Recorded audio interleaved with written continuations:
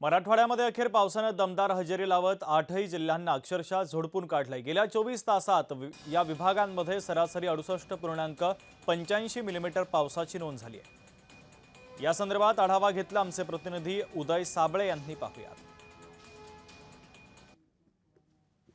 अखेर मोठ्या प्रतीक्षेनंतर मराठवाड्यात पावसाने जोरदार हजेरी लावली आहे। मराठवाडा विभागात केवळ गेल्या 24 तासात 68.85 मिलीमीटर पावसाची नोंद झाली आहे। अतिवृष्टीची नोंद झाली आहे।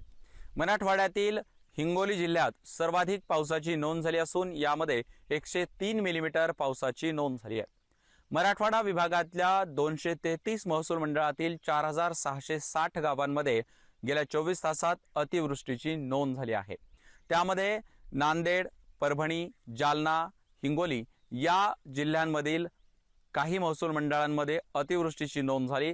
तर एकूण जर बघितलं तर जी पिकं आहेत त्या पिकांना या पावसाचा मोठा फायदा झालाय।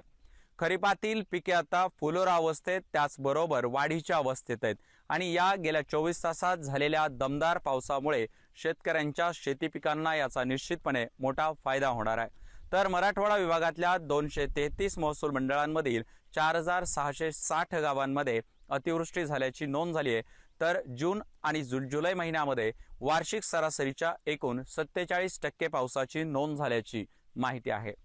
उदय साबळे पाटील, जय महाराष्ट्र, धाराशिव।